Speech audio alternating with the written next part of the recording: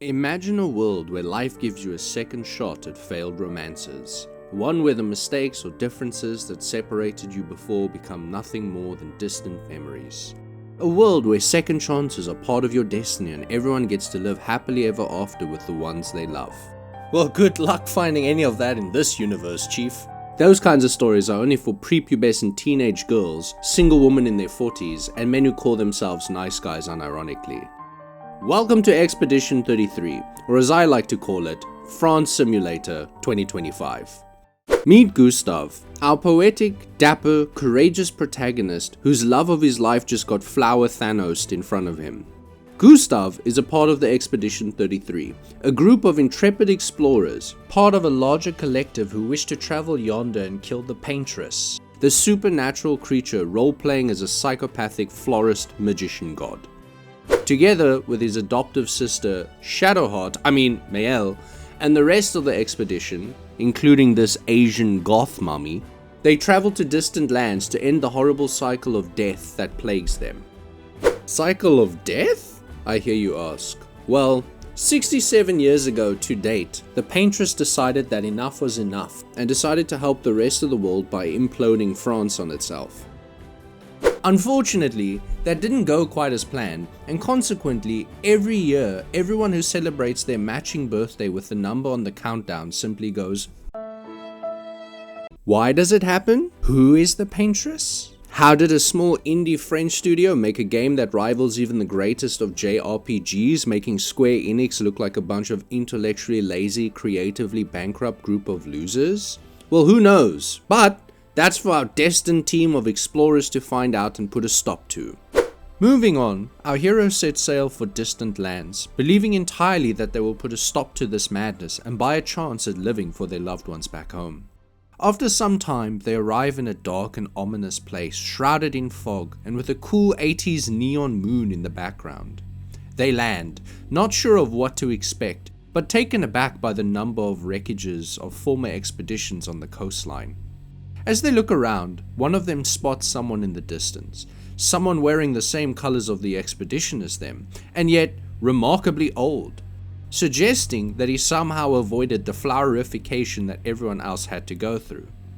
This could be huge for them, an invaluable ally who could share his knowledge, strength, and wisdom with them to help and f*** me. Well, I guess not. What seemed like a sign of prosperity turned into a shitfest real quick, as glowing dementors, apparently, all started snatching them faster than your uncle at the local kids' playground. What in the ever-living fuck is that thing? It looks like those hand creatures from Dark Souls 3 got possessed by the marker from Dead Space. This is probably the fastest a plan has ever gone this shit side up, and quickly the entire group gets decimated one by one. Gustav stares his fellow Frenchman in the eyes and knows that he will get out of this somehow. Will he parry its attacks and fell it in one foul swoop? Or will he smite it with a lightning bolt blessed by French Zeus himself? It's a strawberry.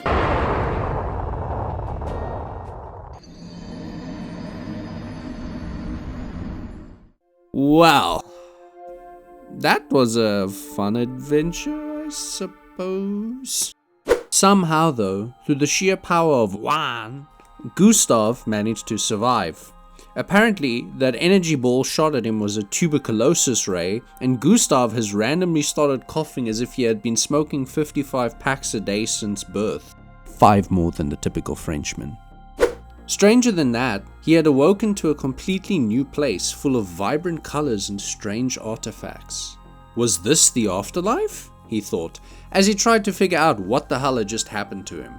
Running through the forest, hoping to get some kind of idea of where he was, Gustav found himself in awe of how vibrant and beautiful everything was. A stark contrast to the grim horrors of the beach from not so long before. Moving on, he came across a strange construct aggressively blocking him from continuing on his search. He had no choice but to defend himself, so he pulled out the blickety and showed this overgrown Dwemer construct everything that his Uncle Sam taught him, before deftly parrying this filthy casual of a transformer and flamboyantly sending it back to the Dark Ages where it belonged. Sadly, this quick distraction was merely delaying the grim truth that Gustav was about to discover. He could barely stomach the horrible sight of all his companions horrifically impaled with the life and color drained from their very flesh. It couldn't get much worse than this, he thought. But sadly, just like with France itself, things can always get worse. The sight was horrific, a putrid amalgamation of fleshy agony and death of all his friends and compatriots. Unable to deal with the thought of being stuck alone, Gustav decided to roleplay as Kurt Cobain and try to join his friends in the afterlife. Fortunately, the blessed angel from before survived and saved our hero from ending the story before it even began. I would also just like to point out that these ingenious developers made the brooding Asian goth mommy barefoot in this game, and I really want to respect their hustle to appeal to the degenerates. Moving on together, our hopefully potential couple travels side by side trying to find some semblance of direction in this godforsaken, beautiful and vibrant land, battling countless Nevrons, the bad creatures of the game, until they eventually find the giant ayahuasca tree, or indigo tree as it's called in-game. With an obvious and beautiful landmark to follow, they set their sights on the tree and set off hoping to find any remaining survivors. Along the way, they come across a Nevron that can surprisingly talk, and he even asks them to help light the way to the paintress. Before some slight bickering between the two on how best to proceed, they quickly take a detour to help jar the albino Nevron before heading off to the tree yet again. As they got closer to the base of the tree, they come across Leo from the expedition. Hoping to reunite with him and strengthen their odds of survival, they approach Leo, who was fucking impaled by an absolute unit of a cult leader android thing that, as Luna likes to put it, Fuck. It's big. Yeah, boy. The battle was tough, long, and tiring, and it tested the very depths of their training and preparation. They had to work together, side by side, throwing everything that they had at it to defeat this asshole and get revenge for killing one of their friends. Eventually, after literally flash stepping through it, they defeated it and managed to avenge Leo. Quickly moving on from the fight, completely disregarding the corpse of their former friend like a bunch of fucking sociopaths, they press onwards until they eventually find a glowing note left for them, supposedly by someone who has Mayal and wants them to find her. Naturally, this causes conflict between the two, as Luna wants to follow protocol and Gustav wants to save his sister, resulting in them having a pre-lovers quarrel until eventually Gustav points out protocol killed their entire team and threatens to leave with or without Luna, forcing her to follow him. And so, once again, they travel onwards to where the note said Mayel was, but not without stopping for some combat practice to make sure they were ready for any surprises. With that out of the way, and some more minor quarreling that is most likely building romantic feelings between the two, they headed for what is arguably one of the coolest conceptual designs in a video game, an above ground, underwater sea that you can breathe in, surrounded by coral, aquatic themed creatures, and the most fun target practice you've ever had in a video game before. Slowly and carefully venturing through the depths of this beautiful underwater maze, they eventually find the hut that was mentioned in the note. Seemingly unsuspecting on the outside, upon touching the door and being teleported inside, it revealed itself to house a much more remarkable and impressive mansion, as large and labyrinthian as the Croft Manor from the early Tomb Raider games. Inside, they find Mayel safe and sound, being guarded by the ghost of Christmas hangovers. The curator, as he's called, speaks only in the same wails you make when you've had too many extra spicy chalupas from Taco Bell and a couple of Bud Lights. He demands that before letting them leave, he has to test their mettle and have them prove they are combat ready for the venture that lies forth. After dispatching the caretaker and having reunited with Mayel, they are now ready to continue their mission and the reason for coming here, to destroy the paintress. After leaving the manor hut, they come across a gestrel, an anthropomorphic puppet doll who speaks in a hodgepodge of French, Spanish, English, and potentially other languages that I don't know. The gestrel, named Noko, a friend of Mayel's, absolutely intrigues Luna, and she wishes to learn more about their people, as they are considered fairy tales back home in Lumiere. Fortunately for her, they have to find his village to continue onwards, and he guides them in the right direction. With a clear path forward, our trio sets onwards towards the Gestrel village in hopes to have them help with crossing another sea towards the paintress. On the way there, they discover the same red flower as the one they give to people who partake in the Gommage, the Infinity Gauntlet event, and surprisingly, after plucking it, a Nevron that had been sitting there, watching them, decided to attack. This was important for two reasons. One, this suggests that they weren't just mindless automatons, but that the flowers actually had meaning to them. And two, this Nevron had quite possibly one of the sickest combat themes in a video game ever.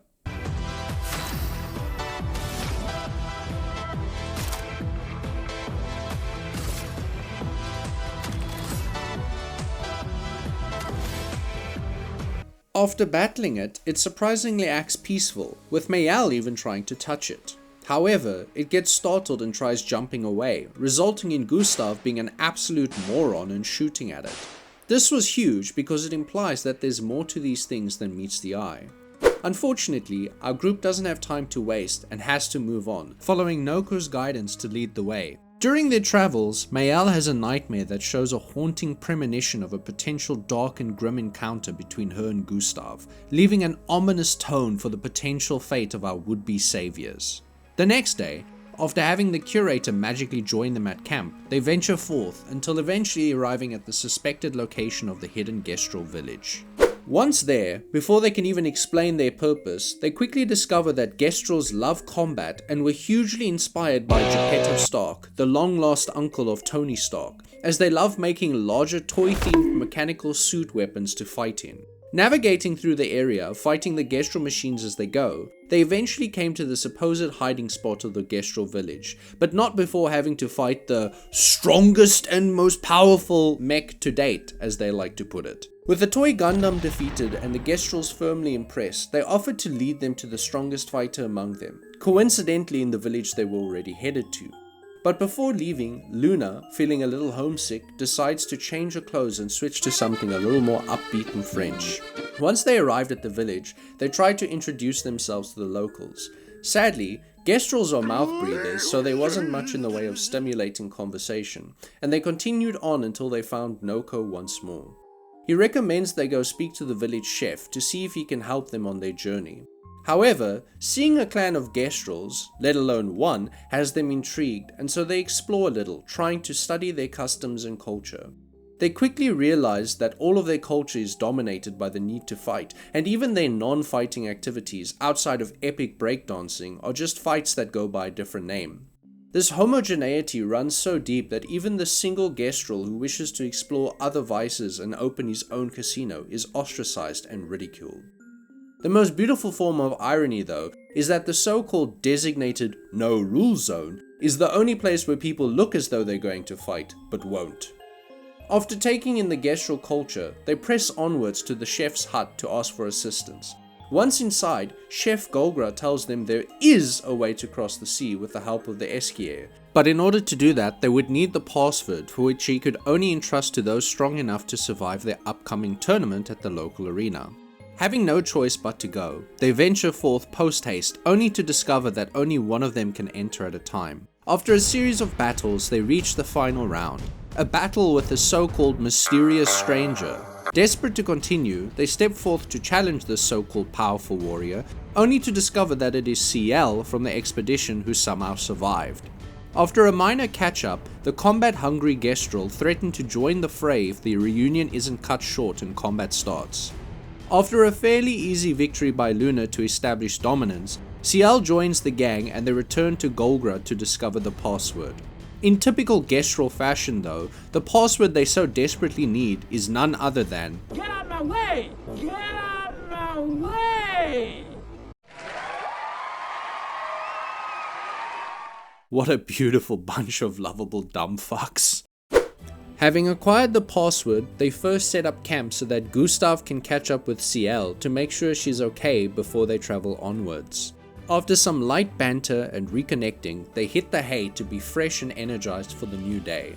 Who knows what sort of wacky shit they will encounter tomorrow. Sadly, tomorrow comes today, and Mayal once again has a monochrome nightmare. This time featuring Freddy Krueger after the sex change, as well as the old man from the beach. After a serious threat from the old man telling her she's the cause of all of this and to leave, the vision ends with Mayal having a panic attack and having to fill the rest of the group on the bad trip she just had. Lune, being the only pragmatic one, tries to get details on what happened while the memories are still fresh, But the other two dumb fucks decide that sparing someone a bit of discomfort is more important than potentially saving Lumiere, and tell Luna to wait until tomorrow, hopefully not risking Mayel for getting potentially important details. Tomorrow comes and Mayel fills them in on as much as she can remember before they set off to find the Esquire. Before entering his domain, they come across a lost Gestrel and tell it to head back to camp while they are dealing with him. After which, they head inside, and what ensues is one of the funniest moments I've ever experienced in gaming history. The Esquire, a lovable plump sort who speaks in riddles and somehow knows of Ciel being unable to swim, tells them that he wants his rock back from his arch-nemesis. The one whose every step shakes the foundation of the world. The one known as François.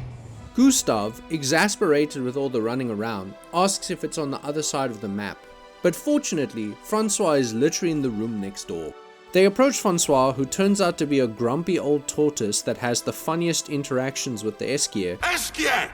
Stop sending hooligans over here! Stop being a meanie. They're nice humans. Then keep them on your side of the caves! And can easily one-shot every member of the party.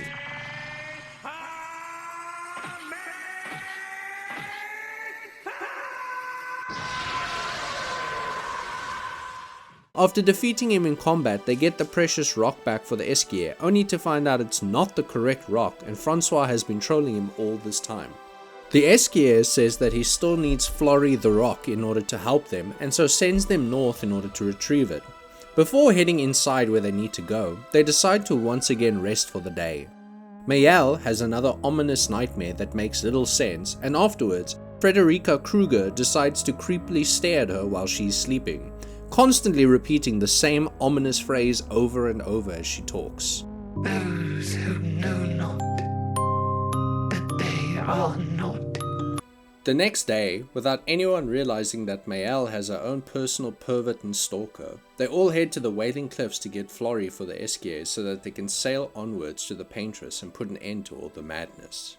At the cliffs, they come across an old Ferris wheel as Ciel tries hitting on Gustave and trying to steal him away from Luna.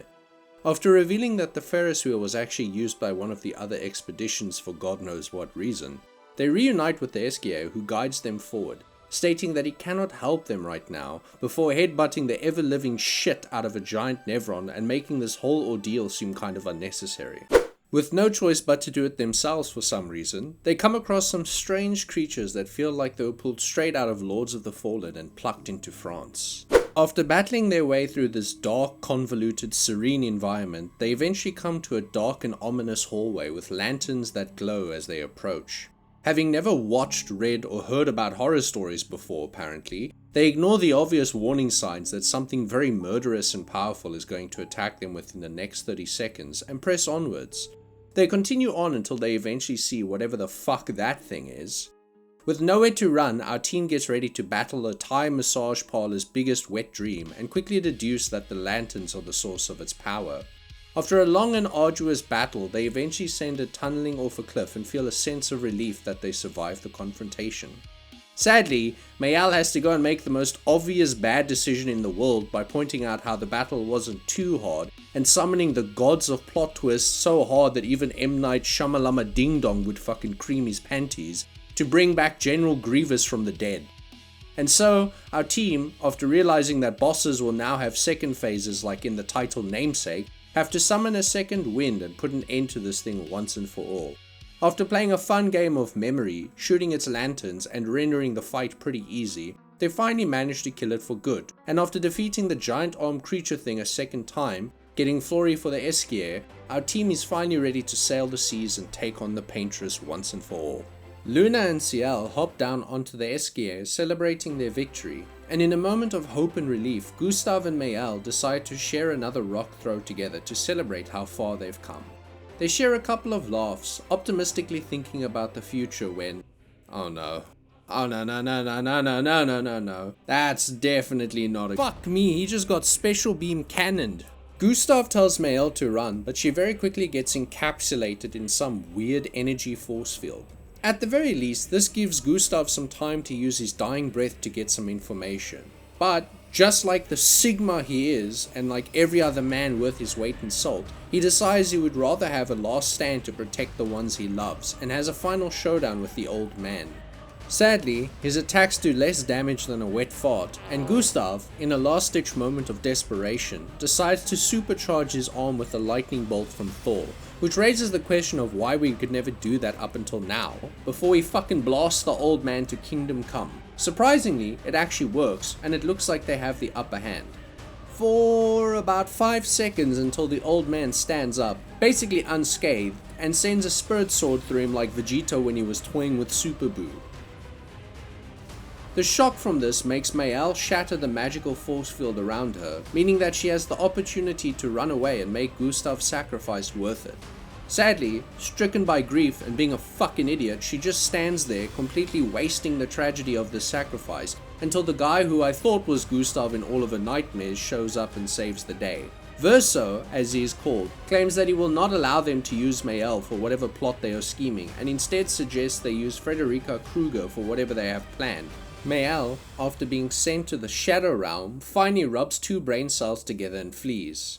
Luckily, it looks like Verso is going to save Gustav, protecting him from the old man and sparing everyone the worst tragedy that could befall this group, losing one of only 2 characters who aren't generic planks of wood and replacing it with a forced protagonist that makes no sense. Unfortunately, just like I said in the beginning, no one in this world really gets to live happily ever after.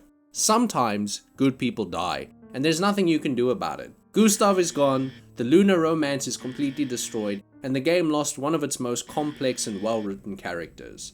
And in the end, isn't that a perfect metaphor for life? Bad things can happen to good people, and sometimes, all you can really do is grieve and make the best with what you've got. Thank you for watching the video. If you made it this far, remember to please like, share it, and subscribe, as I would love to see how the reception for this will be. Other than that, thank you, and I hope to see you in the next video.